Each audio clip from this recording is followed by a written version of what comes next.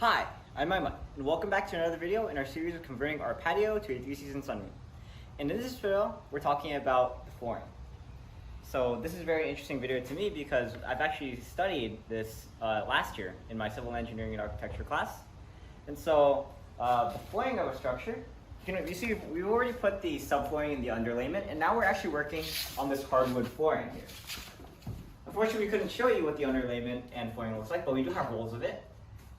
In the back here we have our hardwood. We were actually previously going to go with laminate, which is cheaper, but we found a good deal for this hardwood on Craigslist. 6 boxes of this for $200. Usually each box would be about $90, but now we got each one for about $30. But because this room is about 200 square feet, we need to get about 5 more boxes. So that means 11 boxes total. So we ended up going with hardwood, which ended up being cheaper overall than laminate. Alright, so going back to underlayment, this is actually a roll of underlayment that we have here. It's about $60 for 75 square feet. And because it's so expensive, in order to cover this entire room would be $180, we decided to instead use red rosin paper, which is the label for it, and also plastic underneath, this black plastic, instead of this underlayment. So we cut corners a bit, but the purpose of this red rosin paper and this plastic is just to provide a smooth surface to put the hardwood flooring on, and also to act as a vapor barrier. Because this is an outside patio, this also needs to be resistant against the elements, so it's important that we put this. I know some people, when they're building inside, they won't even put this because hardwood flooring is good enough when it's inside. But because it's outside, we need to put this red rosin paper and plastic. But unfortunately, typically we would put this. It also helps with sound absorption because it's so cushiony. But because it's so expensive, we're not going to use it. Alright, so moving back to the hardwood flooring, these are the tools that we have for the job. First off, we have this brad nailer, which is very common. You can get this for $70. You pretty much need this for any construction job.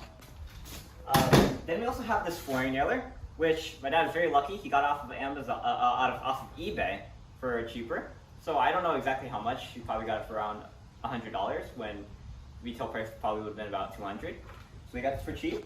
This is very important because it helps you align your nails for when you're inserting them in. You can see where they go in. I'm not sure if you can see the divots right here, but that's where they go in.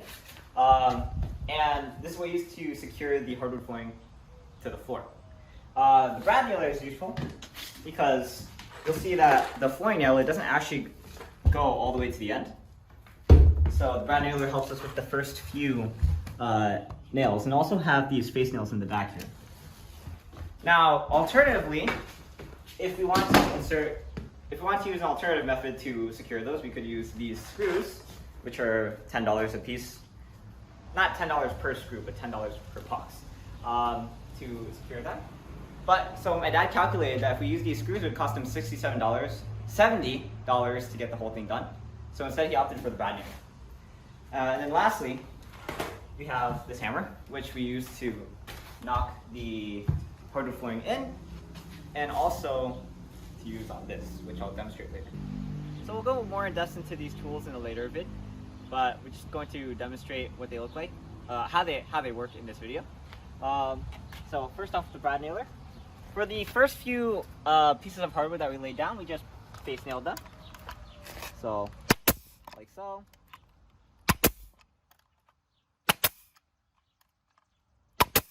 There we go. Very easy. Alright, so this is the, if you're interested, this is the Metabo brad nailer. About $70 for the compressed air version. If you want to get the electric version, the battery is like $300. So this one's a much better deal, I'd say. But there we go. I'm going to demonstrate the flooring nailer now. My dad already demonstrated it to me, but I might need some help first. Also, safety important. Always wear your safety goggles. Never put your finger over the trigger when you're not using it. So we're just going to release that. And attach this. Okay. Alright. So I'm going to turn this around. Gotta get over on this side. Alright, so to make this more stable, we added a piece of hardwood behind it. And so the way this works is that this platform here is supposed to go on top of the hardwood. You can see it has a bit of a contour so that it can be mounted. It could be placed on around the hardwood. Then you can even put your foot onto the back of it to stabilize it more.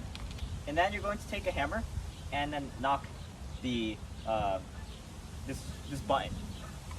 All right, let's give this a try.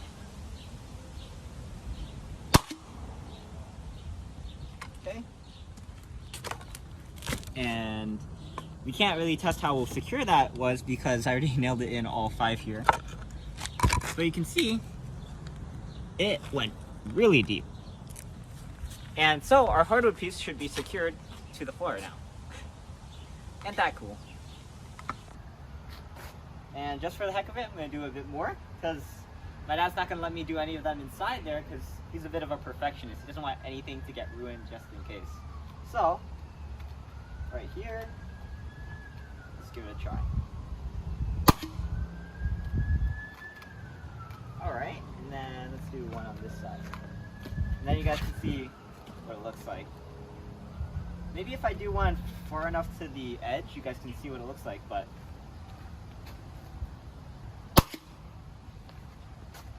oh, maybe.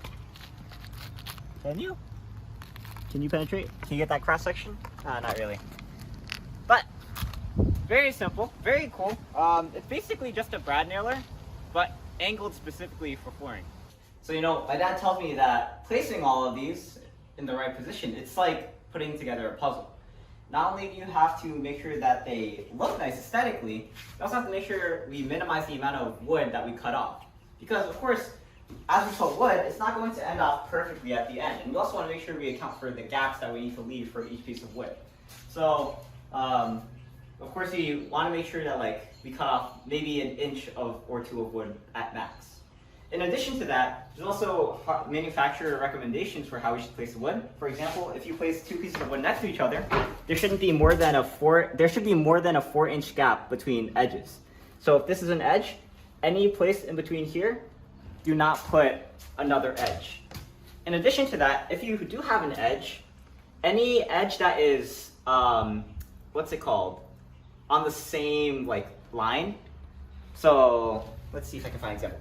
Like these two. Any edge like these two, they have to be at least 2 planks apart. So they can't be one here and one here. They have to be 2 planks apart. And I think that's a good recommendation because it makes hardwood floors, it gives them that look. That makes them so beautiful and so desired by people. But as you can see, it looks awesome. And my dad's done a good job so far. And hopefully we can recreate that across the entire room. And of course, manufacturers always account for expansion. They recommend leaving a gap of 3/4 of an inch between the first plank of wood and the wall. But we decided to go with 3/8 of an inch. This accounts for when we put the baseboard down, we don't want to, we're going to use 1/2-inch baseboard. We don't want to use 1-inch baseboard. And in addition, my dad looked inside the house. He looked at the gap left for our flooring inside the house, and he only found 1/8 of an inch.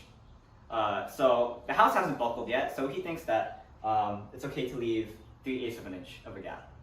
Of course, as for lengthwise, because these are engineered pieces of hardwood, they don't expand so much in this direction. So we only left about a 5/16 inch gap. And so another thing is that on this side of the room, we actually left no gap at all. And it's pretty cool because these actually have notches on the side where we can insert them into the back of another piece. And the cool thing is that we put this piece here, which means that expansion, if it happens, is only going to happen in that direction. Over here, because we left the gap as 0, except for this part, then it's not going to happen in this direction. It's only going to be on that side of the room. Now, as I mentioned, this has a bit of an imperfection here, which my mom is not too happy about. But my dad says, what my dad is going to do is probably just going to get a thicker piece of wood, maybe 4 inches wide, and then just put it on top. Just cover up all the imperfections. But as you can see, if I try to put a piece of wood right now, it doesn't go, I need the hammer to knock it in a bit. I'm just going to be a bit brisk with this so that I don't damage it. But you can see just how perfect that goes in. Now, some problems we encountered while putting this down was that while my dad was trying to put some pieces of wood here, like this piece of wood, it was warping a bit. And that's because we've had these pieces of wood for about 1.5 years, because this project has been quite a while in the making. So they might have warped a bit while they were in the box. You know, about the boxes, I should mention, the manufacturer actually recommends that you keep the wood inside the room that you're going to install it in for about a week to acclimate it. You know, let it adjust to the conditions inside the room, expand to it. But we've only had this wood in this room for about a few days, so it's not going to cut it. But it is kind of interesting that they suggest that you leave the wood inside the room to acclimate. I mean, if it's near your house, it's easy. You just live in your house, just let it be there. But what if we need to get a job done as soon as possible? I mean, it's kind of crazy that they make you do a week. Hopefully, those few days aren't going to cost us too much. I think we're going to be okay. But we're going to move forward just like that. But another thing I should mention is that something that my dad encountered that he had trouble with when he was first starting out was when he was using the brad nailer to make face nails. He actually inserted it here. There was a nail already under this piece of hardwood, and so as the nail went in, it bounced back up and it was sticking out, and so we had to trim that off. But that's some of the problems that you might encounter while you're installing hardwood flooring like we did. But as you can see, it's definitely worth the trouble. So that's all for now. I'm Aiman, and thanks for watching. Please like, comment, subscribe, and look at other videos on EyeOnAiman. Especially keep a lookout for a tool review, probably, on this flooring nailer. I don't think I need to do a video on a brad nailer because I already kind of have a video on a nail gun. So go check out that video on the nail gun if you're interested, and I'll see you there. But for now, I'm Aiman, and signing out. Peace.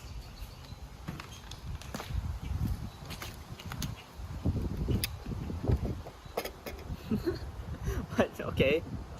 My dad also wanted me to point out the handsaw, oh.